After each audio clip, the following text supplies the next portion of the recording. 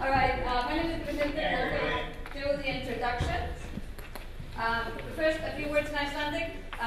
Vildi bara bjóða ykkur hjartanlega velkomin á þennan frábæra viðburð, hérna sem við hluta grænum dögum, sem eru haldnir núna að ég held í sjötta skipti, er ekki rétt? Jú. Og er miklu myndarskap stjórnað af meistaranemum í umhverfismál við Háskóla Íslands. Og fyrir ykkur sem þekkir með því ég Brynhildur Davíðsdóttir og dósent í umhverfismál við HÍ. And now over to English, okay? So, welcome everyone to this fantastic event, which is part of the Green Days here at the University of Iceland. And as I'm sure most of you know, the Green Days are now becoming a yearly event and is organized by the students in the Environmental and Natural Resources Master's Program here at the University of Iceland. And my name is Brynhildur Davíðsdóttir and I am the academic director of that program. And I'm really honored to be here to sort of direct you guys here today. So today our speaker is with us over the internet from California, and I'm really honored to introduce William McDonough, who's going to give us a talk here today. And he's really what we could call a rock star of sustainability, of the sustainability movement.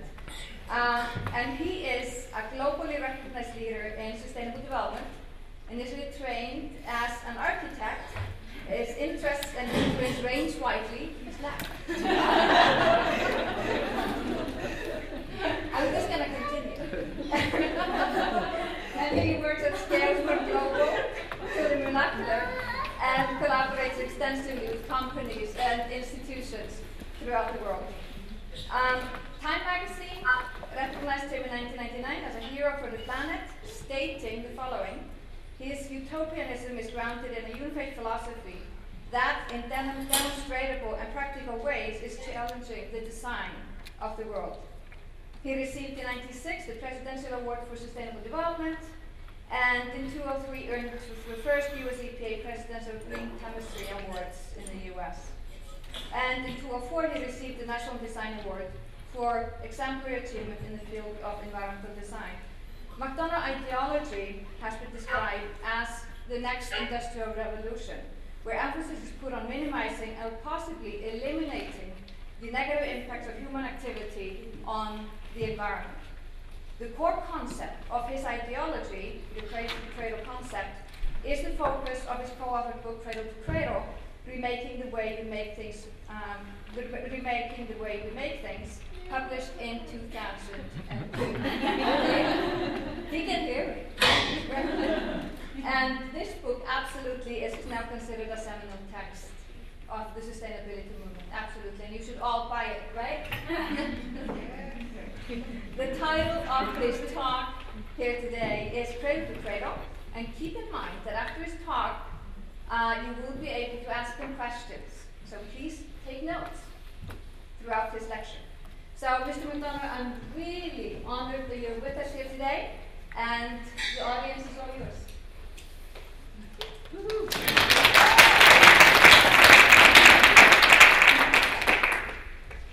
I would love to be able to see you, the person with the voice, if they could sit where the camera is, looking right there, so I could see your face. That would be nice.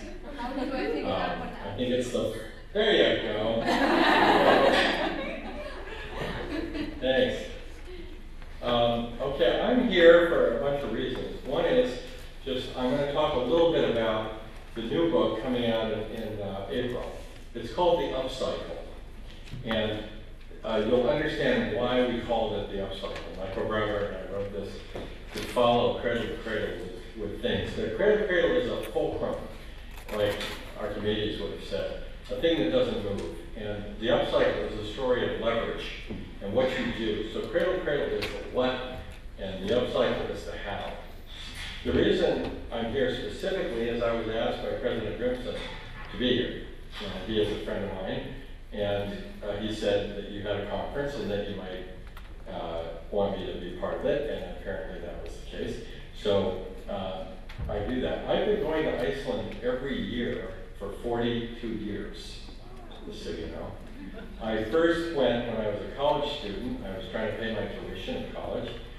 I was in an Ivy League school, which is not inexpensive. You don't have the benefit you do higher education being affordable. And I was a chauffeur for Benny Goodman, the famous clarinet musician. And one day we were driving back from the airport in New York to his house, and he said, "Bill, would you like to go fishing with me?" And he was 70 years old, and I was 20 years old. And I said, "Yes, Mr. Goodman, I'd be happy to go fishing with you." And he said, "Good, we're going to Iceland on Thursday." And I've been going back every year ever since. So I'm 62. I first went there when I was 20. And I celebrate the salmon. I work with Ori Bigfusen to try and help the salmon, the Atlantic salmon. And for 10 years I rode your horses, which was awesome. And thank you for that. So I have a big sweet spot for Iceland. Today I'm going to talk about Cradle-to-Cradle and now the upcycle. And it's really about your curiosity. It's about what you wonder about. And it's about human intentions. What do you intend for the planet? What does Iceland intend for the future? And what's going to happen to Iceland if it doesn't have a design? Because design is the first signal of intention. So what are your designs for your country? I find that a very important question. And the issue really is going to come back to constant improvement. What does it mean to get better all the time instead of less, worse, for example? Now, can you see these slides? Or am I just talking? I don't think they're seeing these slides. Okay, I'm going to go back. Can you tell me where you can see the slides? Can you see the slide now? Okay, good. So, Cradle-to-Cradle is about this curiosity, intention, design, and constant improvement. I met Michael Braungart, a chemist with whom I worked in 1991. This is us at the Earth Summit. This is way back when. And we were looking at a waste treatment system for a village that used nature instead of chemical, plants and physics. It just used natural flows, and it was quite beautiful. At the Earth Summit, what we saw in 1992, as Maurice Strong, the head of the Earth Summit, was asked how many world leaders were there, and his answer was, we had 124 heads of state, but no leaders. And that's what we've seen. And then what came out of that? The World Business Council for Sustainable Development, which was the Business Council, talked about eco-efficiency. But let's take a quick look at this idea of eco-efficiency, because you will see this in all the corporate responsibility reporting, all the environmental assessments, all these life cycle analyses, and so on and so forth. It's all about eco-efficiency, and that's to create more value with less impact. Less impact. So it's about more money with less damage, but it's damage. Committed to eco-efficiency and delivery goods and services, fewer resources, less, minimize, avoid. Generating less waste. That means accept the idea of waste. Generating less pollution. Just take out the word less. It says generating pollution. Right? So just less. See, so being less bad is not being good. It's being bad, just less so. See, people think that less bad are two negative numbers, you multiply and get a positive. No. Bad is a human value, and less is a relationship. So, in order to understand this, we can go to Peter Drucker, a famous German management expert, and he pointed out, management is doing things right. Leadership is doing the right things. So what if you're doing the wrong things the right way? What if you're a Nazi and you're efficient? Oops. You see, you're worse. So efficiency is not a good. Efficiency is just a condition. A tool's value is put there by the way the human intends it to be used. So a hammer could be a weapon if I hit you in the face. It could be a benefit if I build you a house. It's the human that puts the value in the tool. So the question is, what's the right thing to do? Then we do it the right way. You see? Because a cherry tree in the spring, not very efficient. Right? 10,000 blossoms, just in case we have another cherry tree. Really? Not efficient, but highly effective and very beautiful. And all the blossoms return to the soil, and it provides habitat for birds and so on and so forth. So these are beautiful things. but they're not efficient. They're effective. And so in 1991-92, I wrote the Hanover Principles, Design Principles for Effectiveness. And notice, you know, we talk about spirit and matter. For some people, trees are sacred. We eliminate the concept of waste. It's not about minimize, avoid, reduce, reuse, recycle. It's eliminate the entire concept of waste. No such thing. Rely on natural energy flows. Be humble. If you're not humble, just remember it took 5,000 years for us to put wheels on our luggage. We're not very smart. Okay? So be humble. We don't know what to do. All right? But efficiency is doing it the right way. Effectiveness doing the right things. And so Cradle-to-Cradle, the first book, has principles. They are waste equals food. Eliminate the concept of waste. Use natural energy flows and celebrate diversity. So what happens when you want to build one of the largest hydroelectric dams in the world and take on square kilometers of biodiversity that will be destroyed in the process? These are fundamental questions that we have to address as we move into the future. Right? So that's what Cradle-to-Cradle is about. And so we see if waste equals food, then in the last 5,000 years, humans have created a new metabolism. Because as Francis Crick pointed out, after discovering DNA 9 years later, he did an essay called Molecules and Men, in the search for the nature of vitalism. He wanted to say, what does it mean to be alive? And his conclusion, in order to be alive, you have to have growth. Isn't that amazing? You're not living if you're not growing. See? You're dying. Think about it. So in order for you, as I see mostly young people, in order for you to be alive, clearly, your cells are growing while other cells die. You have growth. You must have growth. See? The second condition is you have to have free energy from outside the system in order to grow, because you can't grow without income. And that in nature typically comes from the sun. Free energy. Okay? So you have to have growth, and you have to have free energy from outside the system. But the third thing you have to have is an open metabolism of chemicals operating for the benefit of the organisms and their reproduction. Interesting. So there it is, the metabolism of life itself.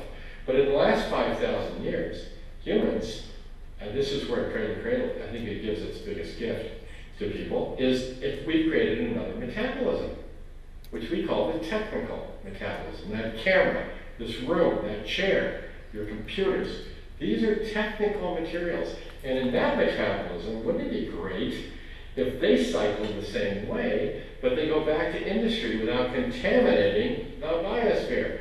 So if I have lead in a computer on your desk and it gets into the biosphere, it's a neurotoxin and destroys your children's brains. Whoops. But if I can cycle it within industry and never let it see the biosphere, it's a technical nutrient. You see, so there's so many environmentalists who get up and say, if you say, is lead a good or a bad? Oh, they go, oh, it's toxic, it's a hazard, we've got to have lead-free computers in Europe with the REACH legislation. Oh, that's nice. So you have lead-free computers, but did they tell you what to use? No. So instead of lead solder for electrical connections, you know what they're using? Bismuth, tin, copper, antimony. It's another solder because they just said lead-free. They didn't say what to use. Well, bismuth, the principal ingredient of the new solder, is brittle and can start fires. Oops. And guess what else? Bismuth is mined with lead. 10 times the lead per unit of bismuth. So now, in order to get the non-lead computer, we have 10 times as much lead mining in China. Think about it. Oh, and now the lead is so cheap in China because there's so much of it that they've decided, first of all, we have more lead mining, which means the rivers are all getting contaminated. But now the oil companies have decided to put lead back in the gasoline in Africa.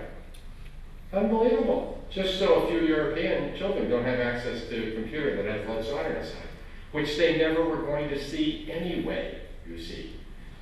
So as long as the computers are being smashed apart and the lead gets released, it's a problem.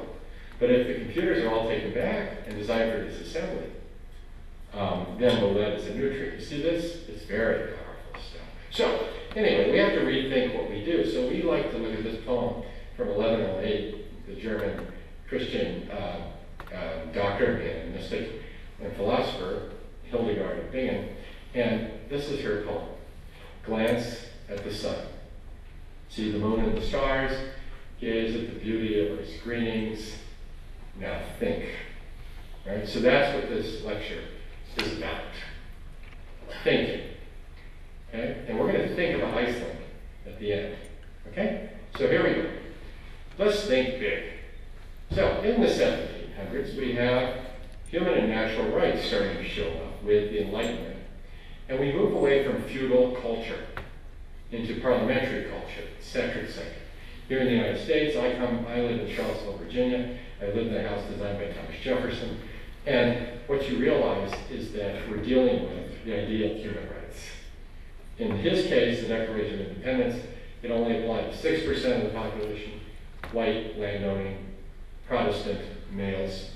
But now we have the Endangered Species Act. So it's gone from that to Lincoln and emancipation with slaves, and then we see in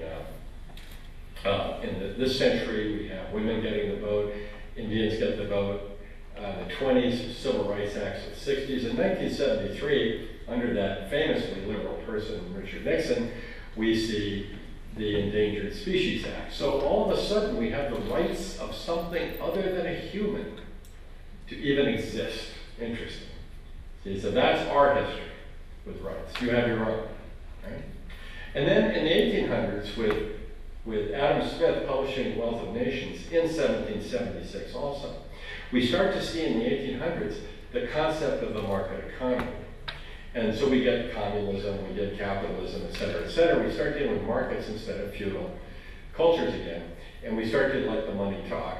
And the markets make human activity and describe it. But we also discover, guess what? Fossil fuels. Oops. All right. So then what happens in the 1900s, we get the American century, it's otherwise known as, and whoa, what do? We trash the entire planet. Isn't that amazing? We pollute and we put carbon in the atmosphere like nobody's business. It took us 200 years to destroy the place. It's taken the Chinese 20. And here we are in a world of terror, of ocean rise, glacial melt, etc. And we've done that to ourselves in the 1900s. So the idea of sustainability is interesting because it comes in the last real decade of the century with the Earth Summit, 92, and then the 20-year anniversary. Anybody heard about that? Anybody hear about Rio Plus 20? Anybody go? Huh? When I was your age, I was going to the Earth Summit. Where did you go during the Rio Plus 20? You know what I'm saying? This is not working. And you know why? I think partly because sustainability is such a horrible word. That's why. If I said to you, what's your relationship to your husband or your wife or your parents, and you said, sustainable, I'd say, I'm sorry. That really sounds boring. That is boring. We're looking for fecundity here. Let's make kids. Let's have fun. So anyway, sustainability comes along. What is it? Maintenance? Maintenance? Let's go do maintenance? Are you in school so you go do maintenance? Really? All right. Now, if we look at the history of Iceland in the 1900s, something very interesting happened in Iceland. You dropped coal in the last 50 years. Quite amazing. Because you took on your geothermal, et cetera, et cetera. And, you've got geothermal electricity. You also have, hydroelectric, which is by many, considered renewable, but it's a very serious thing to discuss because of its impact on the landscape, et cetera, and on fish and so on. So we really need to talk about where your energy is going to come from in the future, of course. But anyway, this is the 1900s. So this is the design problem right here. Now, you account for what, 300,000 of this, something, roughly? So, but this is the design assignment. So you're part of this. So if you sit there in Iceland and say, oh, we have a population problem, we're running out of resources, that's not good, because that means that a child being born there, you think, is a population problem. And the minute a child is born and declared a population problem, human rights cease to exist. Okay? So our design assignment is this. So I think the first assignment for Iceland would be, how do we live in Iceland? And then we can talk about how to help other people. See? But we have to put your own values on the table and start to manifest them personally. And then we can start talking to other people. Otherwise, it's just noise. So, the next century, I would like to propose, would be the ecological civilization. Because if we look at 1700s, human rights of nature, got it. Equity. 1800s, the economy, got it. So we have equity, we have the economy. See, sustainable development, everybody says there's three things: economy, equity, and ecology. But ecology didn't show up in the 1900s. But it must in this new century. See? So no longer can we ignore the environment in the case. So under the upcycle, everything gets better, not just waste equals food use, current solar income, and celebrate diversity. We celebrate abundance. So what is the abundance in Iceland? Other than sheep, Become native to place. What does that mean? What does it mean to be native to Iceland? Well, you know that, and you're not leaving. See, a native person is one that's not leaving. Right? Think about it. And be more good, not just less bad. Right? So don't just talk about efficiency and you're reducing all this stuff. Let's just flip it over. Right? All right. So we advance from reduce, reuse, recycle, which are eco-efficiency language, to add this. Okay, so today with Iceland, what I'd like to propose is we talk about redesign, renewal, and regeneration. We talk about how to generate. The first product I did was, when I've been an architect for a long time, was for Studíó, the largest furniture company in the world. I didn't do fabric, we did it in Switzerland. And I worked with Michael Brauer's chemist for the first time. And we looked at all the chemistry, and we made a fabric so safe that the water coming out of the factory is cleaned up drink. And the trimmings, instead of being declared hazardous waste like the ones before, which were shipped to Spain because they weren't allowed to bury or burn them in Switzerland. Think about it. Your product you can sell, but the trimmings are hazardous waste. There's an equal sign here, So think about that. So what if we design products that are totally safe for garden clubs, in this case, it's a biological nutrient, and we don't have a cost of disposal or burning or shipping to Spain, and the water coming out is clean enough to drink with it. And the cost goes down 20%. You see, we put the filters in our heads, not on the ends of pipes. And then with technical nutrients, we designed carpet lists for Warren Buffett and Berkshire Hathaway. We have 1.4 billion pounds of carpet waste in America. So I designed a carpet collection where the materials are designed to go back, the tops go back to nylon 6, the bottoms go back to thermoplastic polyolefin. And all this being done at the same time, a company making PVC, things that produce dioxins, phthalates, endocrine disruptors called Interface, starts saying how they're the eco-warriors because they're reducing their ecological footprint. But what they're doing is recycling poison and cancer. You see, it's criminal, actually. And it's done in the name of environmental behavior, not a great thing for the children. Okay? So now we're working with all the furniture companies. These chairs are all Cradle-to-Cradle certified. As we put the certification program into the public domain. These things are designed for reuse, endless reuse. So this chair, if it ends up in Mexico City, this is aluminum, this is steel, this is polyester, this is polycarbonate. Each material is defined and can be reused item by item. Because what is quality and what is quantity? One of the problems is that total quality management, which came out of Japan after the Second World War, was actually based on a statistician named Deming and his observation of women in the American war factories, how they outperformed the men, like I think by 40%, and they didn't need inspections and they had no failures.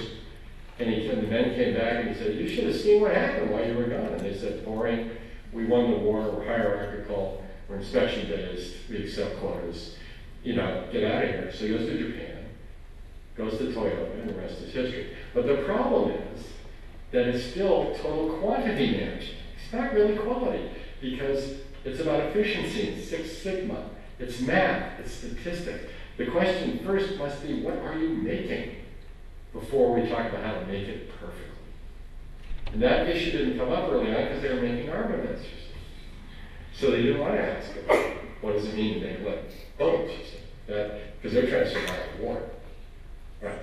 So is this just carbon reduction? Well, if we think about it, most of these industrial metrics are based on like zero accidents and stuff like that. So you end up with this whole mental language called zero emissions. Scary, scary, scary. It's not even scientific. This is an ad by, guess who? Toyota, right? And guess what they're talking about?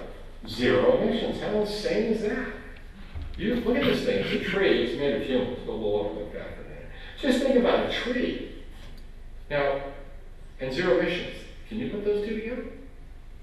Trees emit, oxygen, excuse me, right? Birds, flowers, food. What do you mean zero emissions? That's ridiculous. That's like telling somebody, go tell your children, it's better if you're not here. Is that what you're saying? We want zero of you, because your footprint's so far. Forget it.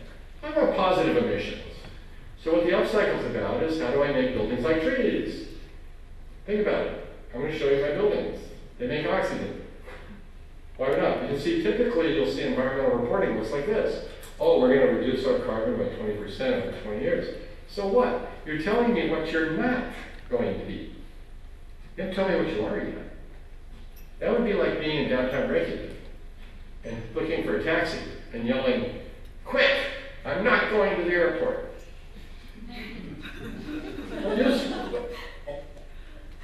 What's the use? What is that about? Telling people where we're not going? That's it? That's all we have? You see? Then we accept the world the way it is. Oh, we try to be what? Sustainable? What? Really? So, it would be like going into a store. And you go to a shelf and you see this. Would you buy this? Or here's one. How about this one? This is free out. You're selling what you're not. Very strange. Very strange. All right. So we're saying take all this noise and put it where it belongs, below the line where it's bad, you see? And then we reduce it by being good. Yes. See, now we have a positive attitude. And zero is a goal. Fair enough. For bad actors. Great. So let's get rid of the stuff we don't want. Now let's take Iceland, right? You got yourself off of coal, but you have hydro and you have issues around that. You have geothermal and probably a few less issues around that. But you also have your automobiles, and I know you famously look at hydrogen and other things, because as you do your inventory, you will discover things you want to optimize, of course. All right. So why don't we put all the things we do want to do up here? And now your goal is no longer zero, it's constant striving for 100% fabulous. Why shouldn't Iceland be 100% fabulous? That sounds like a fun goal. I mean, I hate to think that when you greet people at the airport in Keflavik and you say, "Welcome to our country, the least bad country in the Northern Hemisphere," or something. I mean, is that all you got? All right. So we could think globally and act locally if people talk about that, but I'd ask you to stretch your brains a little bit, your students, right? You're really smart and you're curious. So I would think, how about this? Think galactically and act molecularly. Like stretch your brain. You get to do the science. So our goal is a delightfully diverse, safe, healthy, and just world with clean air. Notice this doesn't say less unsafe, less undiverse, less unhealthy. See? It's a positive statement. So we have this chart. And so let's use this chart and say, here's an undefined universe of miscellanea. This could be electrical sources in Iceland. This could be food supply of Iceland. You see?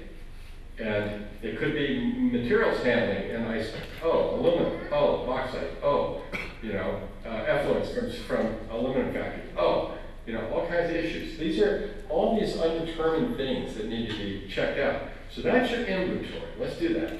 So energy potentials. These are your values. For when we do Cradle-to-Cradle certified products, we look at our values, say, does it accrue a chemical in human mother's milk? There are 2,500 synthetic chemicals in human mother's milk today in Western society. 2,500. Now that doesn't mean you shouldn't breastfeed your babies, because for the first 9 months, the baby's liver is not working, which is good news for the mom, because the baby is actually purifying the mother. Isn't that something? But after 9 months, their livers will accrue the toxins. So Breastfeeding is really important because of the mother-child relations and so on, but 9 months, okay? And then what we do is we say, let's get rid of all the ones we have that we don't want, the brominated fire retardants, et cetera, lead in the biosphere or whatever, but it's context, it involves context. Lead in the biosphere, not just lead. Lead is not a good or a bad. It depends on how you use it, where you use it, and whether you allow it in the biosphere, like that. Right? So smart questions. And then we want positive impact. Right? So let's take the planet for a minute and just imagine, look at all the things going on. You could just say Iceland, upcycling Iceland. Well, what do we do? Well, we have all these issues. So we should just do a whole list of things over on the left side you guys get to deal with. Energy, oceans, fishing, whatever. All your stuff, right? In this case, let's say we look at cities. Right? We say, what does it mean to be a city in Iceland? Right. How does it work? Well, you guys, your city, Reykjavik, is managing phosphate. I don't know if you know that. You're running about 3 to 4 grams of phosphate to your body every day. Otherwise, you're dead.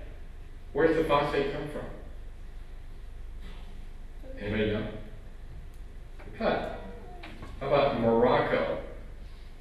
Do you want to be relying on Morocco for your survival? Really? Reykjavik's sewage plant could very quickly become a fertilizer factory where we extract the phosphates and make 12% economic return. It's not like your banks, 8 years ago, but hey, 12%, go for it. And we make money and you get your phosphate. And you cycle it over and over in your nitrogen. Isn't that exciting? See? It's really interesting when you start to think like this. So we see materials as nutrients. For the U.S. Postal Service, we now have 2.8 billion objects certified. So that these materials are seen in these ways. Inks, cardboards, all of that. So for material health, we use healthy materials. What a concept. All right. Then we want to get them back. Your phosphate. Right? We want the computer. We want them back so that we can reuse them. Either direct them to the soil or direct them back to industry safely. That's the second condition, reverse logistics. Okay? Third, we want renewable energy, 100%. It isn't, we're just 100%. Go for it. Okay? Now we have to figure out how. And there's certain things we can do. Wind turbines, for example, are reversible. We put them up and we don't want them 50 years from now because we made a mistake, we'll take them down. But if you build a nuclear plant, you can't do that. See? So be humble. So use renewable energy. Water should be safe enough to drink. There's no reason for factories to poison. We've looked at 8,000 chemicals in the textile industry and we eliminated 7,962. And we've done fabrics of every description. 38 chemicals, so safe. The children could eat the things. Our fabric, the fabric I showed you at the beginning has been chosen by the Airbus as the fabric of choice for airplanes because if you find yourself at 40,000 feet with an extreme fiber deficiency, you can safely eat your chair. So the fabrics are so healthy that the air quality is not negatively affected, etc. What we want to do is leave a beneficial footprint for people. Not just comply with some regulation. We want to push the regulators to be benchmarkers, to show people what's possible. So California legislature passed this, if you can imagine. In California, when Governor Schwarzenegger asked me if I would work with Michael and donate our protocol to the world as a gift. So this is the representative from Berkshire Hathaway, the Shaw Carpets, Herman Miller Furniture, that's me. This is Chad Hurley, the founder of YouTube. Wendy Schmidt, whose husband's chairman of Google, Martin Fisher from Stanford, and Rosalie Dawson, an actress everywhere. Anyway, if you look at all the certifications that we see out there, most of them are very specific. Green Guard is for volatile organic compounds. That's it. So if it's volatilizing, you get a certification there. But it could be a big lump of cancer sitting in the middle of the room as a piece of carpet. Not volatile. So, what is it? So these are about forestry, etc. But Cradle-to-Cradle is on the health, green, responsible, energy, etc. So the new institute that we created and gave away our stuff is now in California and the Netherlands. It'd be really fun to put an office in Iceland, don't you think? So this is where the chemists and everybody comes together to assess products and put them into this mix. I'm going to show you a few of my buildings and things. This is for Herman Miller. It's a factory where I designed it to be like working in California instead of northern Michigan. So you spend your day in the sunshine, and the product went up, the production went up by 100 million a year, same people. Imagine. This is for the Gap. It's now the YouTube's headquarters, and it's the ancient grasses of this part of California. We brought back the ancient grasses. We had to collect them, seeds, and now it's a nursery, so you can get the seeds. This is in the Netherlands. This is Nike's European headquarters, made with local bricks, local clays, designed to be apartments in the future. If we ever change from needing them as design studios and offices, they become wonderful apartments. So the buildings have built in their next use. In 1999, I was asked to redo this by Bill Ford. And in Dearborn, Michigan, the joke is that this is a color photograph. And that's what it feels like. And so I could have just said, let's shrink its footprint. Yeah, that's it? Oh, it's still a color photograph. So instead, we built the world's largest green roof. And we used nature to purify the water instead of chemicals and pipes. So all the water is kept on the surface. We made a deal with the government to try and clean up the soils using plants. Instead of big scrape and make, we call it, where bulldozers come in, take the toxic soils, burn them, and then put the problem somewhere else. Very expensive, $2 billion in this case. And so instead, we did research on how to clean them up using plants. Turns out, the Egyptian bulrush is an affinity to cadmium and arsenic. Who knew? And so we can actually purify the soils using biology. This is a roof. Okay. These are kill degrading. So you don't kill here. The birds returned within 5 days. Once the roof was put down, the birds all showed up. It was awesome. So when I had to get this approved by the board of directors, I walked in and I was given 1.5 minutes for approval. So I presented. Bill Ford said, Bill, take twice as long as I gave you. I don't know, they probably didn't give much time. I said, don't worry, I have a minute now, that's all I need. So I walked up and I said, I'm going to show you a project. It's $150 million phase 1 approval. You're fiduciary in the car business, you're in charge of money and the leadership of the company. So I'm going to talk about money and cars in a minute. But in the meantime, I should tell you this project is for the birds. And that is true. Okay, that is true. Now, that's 30 seconds. So here's the story of the money.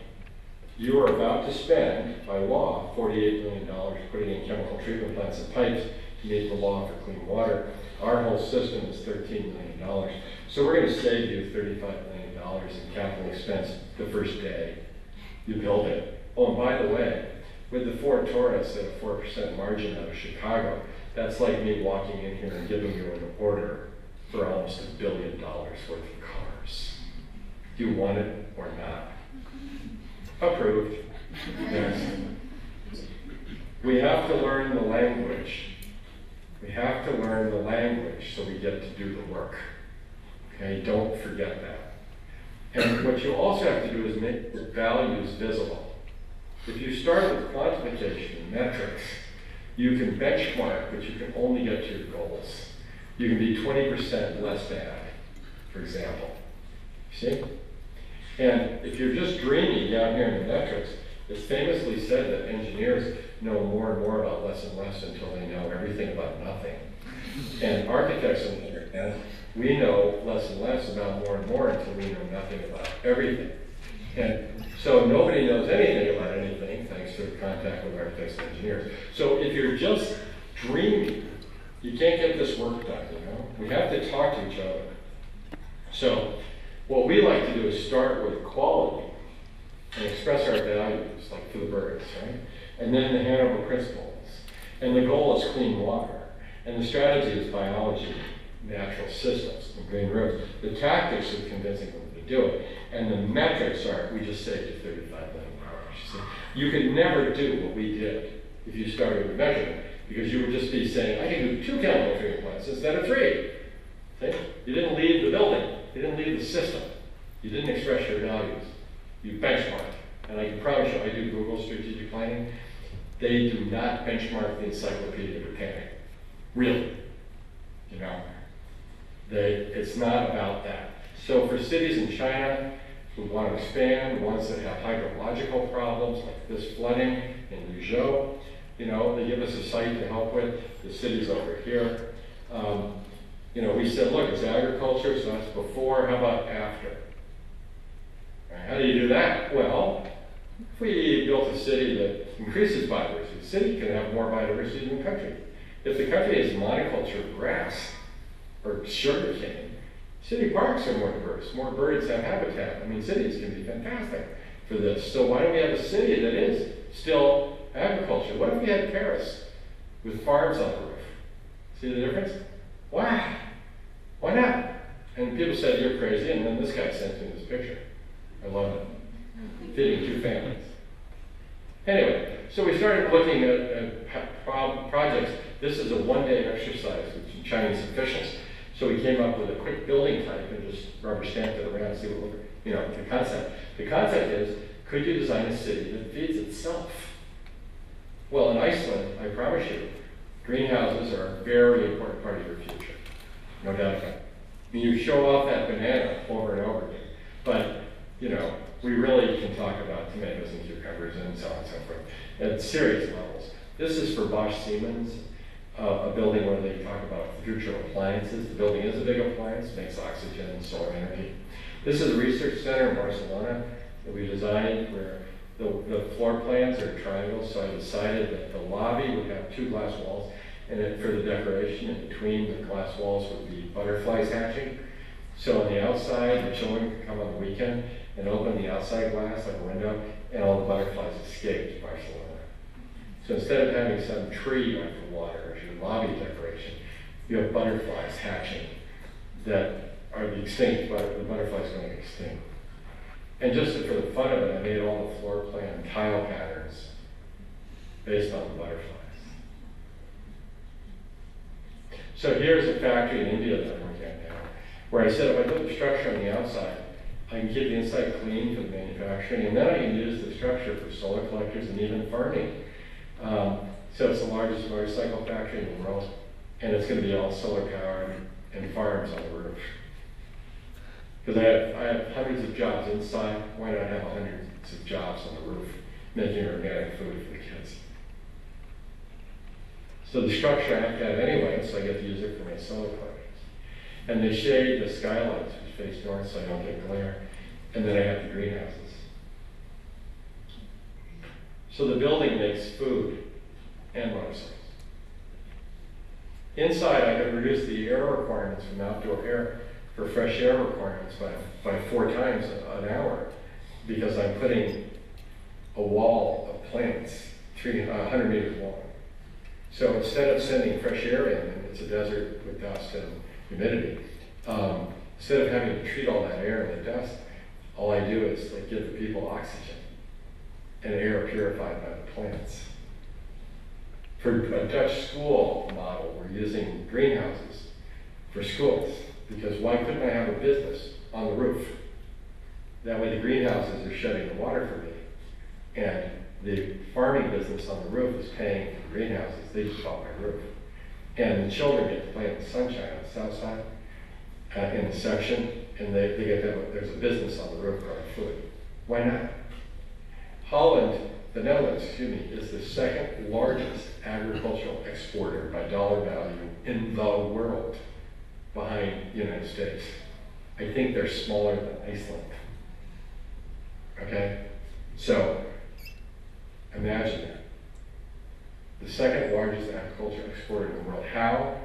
Not Monsanto genetically engineered soybeans, which is killing all the weeds, which is killing all the monarch butterflies. Do you know that the monarch butterflies wintering in Mexico were 22 acres 20 years ago? This last week they were measured at 2.9 acres. Say goodbye to the butterflies, everybody. Because genetically engineered crops for herbicides kill all the weeds. The butterflies go with the weeds. The birds go with the butterflies. What are we doing here? All right? NASA asked me to design with them this space station for Mars. And I said, I'm sorry I can't go to the red planet yet, because we haven't come back to the blue one, you know? Why don't we come back to the blue one first? So if you can do this, you know, moon landing, how about an earth landing? Why don't you come back? Because what's the message? This is the message. This is our oil capital. This is the room where we heard the words, Houston, we have a problem. So I arranged to have our project start in that room. I said, let's build a space station on Earth. So I got to stand right there where Gene Kranz is, and got the whole design team who did this as my design team. And I said, you know, they say you don't need to be a rocket scientist to do something clever here on Earth, but what if you were a rocket scientist? What can we do? I said, somebody here figured out how to use nuclear power from 93 million miles away to power something. Who did that? Oh, we did that. NASA. Oh, good, good. Can we bring that back down here? Yeah. Oh, yeah, sure. Okay, good. You're in charge of energy. We're going to be nuclear powered, and our reactor is 93 million miles away. Got it. All right. What's this? Oh, there's water in here. $80,000 a gallon to get water up there. Who figured out how to reuse that? Oh, I do. Oh, all right, you. Hey, you're in charge. Forward osmosis? Good. You're in charge of the water. Second. Anyway, we built it. We picked an easy site. It's not Iceland. It's Palo Alto. You know, it's Mountain View, California, at NASA research facility. See the wind tunnels up here where they designed the space shuttle? All right. So anyway, here it is. And we built it less than a normal federal budget. I mean, same federal budget and ahead of schedule. This building can produce 120% of the energy it requires using renewable sources. 120. A building like a tree. Positive emissions. It's soil, not oil, everybody. See? And it purifies its own water. So last week I threw this in New York. New York put out a request for proposal for an island off the tip of Manhattan. And I said, instead of letting Donald Trump do casinos or something, there's an old fort that'll be turned into schools, we hope. But I said, for the rest of it, why not the C40 cities or the countries in the world that want to help save it and want to do cool stuff to help everybody? You know, what can you do in Iceland that's uniquely yours that you can figure out how to do because you're so smart, right? What if you said we don't use fossil fuels in cars? And you're the first country to get off fossil fuels, period, like that. You had that professor proposing hydrogen, things like that. But if it's that, or it's electricity, or whatever models you guys come up with, you know, figure it out, and then share it with the rest of us. Make some money and make the world better, you know? Whatever it is you want to tackle. You're already the leader in geothermal, right? You share that, that's good. So, but anyway, I decided to do this, you see this? And given my experience in cold countries, I call it the iceberg. And this is for fun. So, as the icebergs are melting, and we're seeing the shrinking glaciers, as you're well aware, I decided that I would talk about a city, a place for global solutions for people coming together. But out here in the water, we should build an icon of this agenda. And I call it the iceberg. It's like a giant iceberg slipping into the ocean. And the idea would be, this Statue of Liberty is about human rights and opportunity and equality. This World Trade Center is about world trade and free trade. Capitalism is winning around the world, as you probably noticed. So this is about free trade, free from terror. Well, that would be nice. And this would be about freedom from intergenerational ecological tyranny.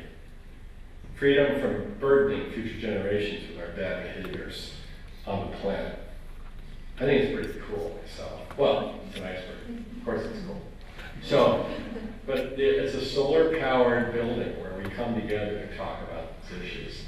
And it could become a world spot for these ideas. Oh, we could build a small one in Reykjavik too, where you communicate, you know, down by the Opera House or something, some cool item. I don't know, have some fun. So anyway, the issue here is endless resourcefulness. It's not about take and make waste. How stupid. Incredibly brave.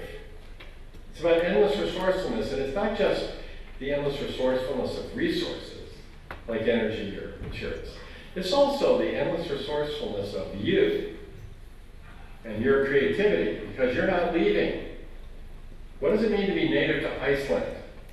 What does it mean to do something in that place that instead of looking at the world that humans stomping around doing stuff like this, leaving behind asphalt, which in my language is 2 words, assigning blame, what if we actually moved around doing nice little things that make the world better? Like leave behind a wetland on the roof instead of some dead surface. Okay? And that way, cradle to cradle can be the fulcrum. Iceland can start to determine what are the levers that you want to use to change the world. Who are you? Where do you stand? That's Iceland. And there's the earth, you see. Even the New York Times misquoted Archimedes and said that he said, give me a place to stand and a lever, and I could move the earth. Whoops. Without a fulcrum, without something that does not move, you can't move anything. All you can do is poke holes in stuff. Right? So, Iceland, what do you want to do? So the question is, it's going to take all of us, and it's going to take forever, but that's the point. So we better get started, don't you think? So the new book is about these levers. And so the question is always, what's next? When I meet with the fashion industry or textile manufacturers, and I go, what's next? They go, oh, next year I'm going to have fun things that light up with your emotions, new age clothing. Or the guys at MIT are saying, oh, I got LEDs baked into my clothing, or batteries charging my cell phone, or I don't know what. We have, stem cell clothing being grown on your skin in London right now. Unbelievable. Anyway, when you ask them what's next, they tell you what the fashion will be next year. The question is, what did you show us this year? What happens to it next? Oh, it's toxic. Trash, you see. So what's next is what's next. So when you design something, design for what's next. See? Now. So what's next for you? So instead of just saying there's this planet, and there's all these things going, what if we put the word Iceland up there? What if we did a project together where we had, what does it mean to be a cradle-to-cradle country? What if you said, we prefer cradle-to-cradle materials? You want to send stuff to Iceland? We prefer it like this. Cost, performance, aesthetics, those are all our judgments, but we want to add this dimension. And we want it to be better, you see? And then the Chinese will pay attention. They're very practical people. Right? President Grimson has already talked to President Xi. If the Iceland, the mouse that roared, says, hey, let's do this way. Okay? Why not? What happens? What happens? Well, I don't know, but you would be highly entrepreneurial. And you would do things that other people can't do because they're not going to be as fast or as focused as you could be. See? Because you're not overwhelmingly big. You're a place where you can be a laboratory and a launch, experiment, things like that for the rest of us. So there's how I leave you with this question.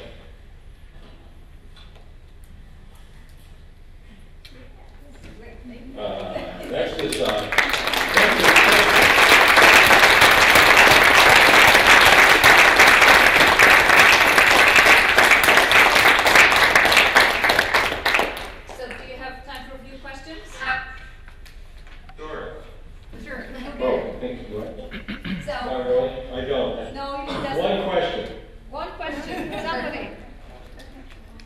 Somebody brave. I wasn't watching. A question? Please. Somebody. Yeah. Come on.